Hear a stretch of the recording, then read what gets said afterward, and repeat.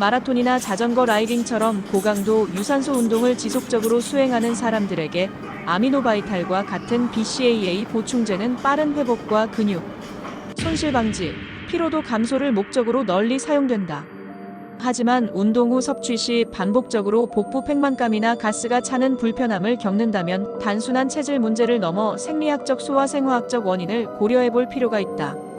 아미노바이탈의 주성분은 BCAA, 즉 류신, 이소류신 발린으로 구성된 분지사슬 아미노산이다. 이 성분들은 골격근에서 직접 대사되며 운동 중 에너지원으로 사용되기 때문에 빠른 회복을 도와주는 것으로 알려져 있다. 하지만 이들은 일반 단백질처럼 소화관을 통해 완전히 분해되어 흡수되는 것이 아니라 자유아미노산 형태로 위장에 직접 흡수되는 구조다.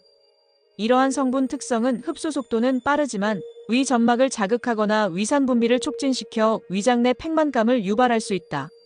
특히 공복에 섭취할 경우 위장관의 부담이 크고 이로 인해 소화불량이나 가스 생성이 나타날 가능성이 높다. 또한 시중에 판매되는 대부분의 BCAA 보충제에는 특정한 맛이나 향을 내기 위해 아세설팜 K, 수크랄로스 같은 인공감미료나 구연산, 향료, 색소 등의 식품 첨가물이 함께 포함되어 있다. 이러한 성분들은 장내 세균총, 특히 유익균과 유해균의 균형에 영향을 미치며 특정 조건에서는 장내 발효를 유도해 수소 H, 메탄 CH, 이산화탄소 등의 가스를 생성시킨다. 이는 특히 소장세균 과다 증식이나 과민성 대장 증후군과 같은 장, 기능 이상이 있는 사람들에게 더 심한 증상으로 나타날 수 있다.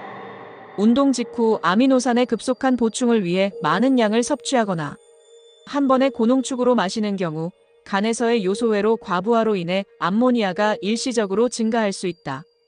이 역시 위장 불쾌감, 피로감, 트림과 같은 증상을 유발하는 원인이 될 수 있으며 장 기능이 떨어진 상태에서는 이러한 대사산물들이 더 쉽게 위장 내 불균형을 초래할 수 있다. 이러한 문제를 줄이기 위해서는 몇 가지 조정이 필요하다.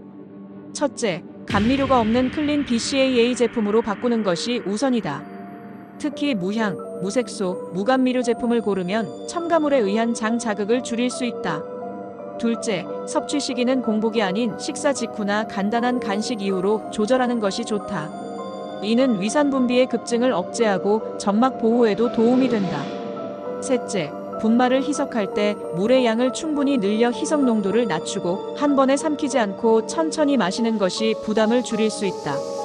그럼에도 불구하고 불편감이 계속된다면 자신의 체내 아미노산 대사 경로나 장내 환경에 문제가 있을 수 있다.